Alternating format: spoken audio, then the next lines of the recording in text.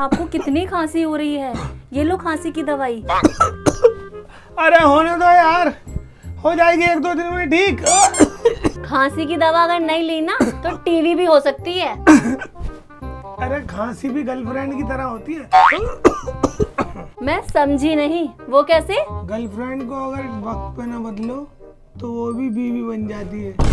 यही खांसी का हिसाब है, खांसी टीवी बन जाती है। मैं तो आपकी गर्लफ्रेंड और बीवी दोनों बन गई। मेरी तो किस्मत ही फूटी है और अब ये खांसी की शीशी फूटी है। बीवी के मजे तो ले लिए, अब टीवी के मजे भी लो। खो खो खो।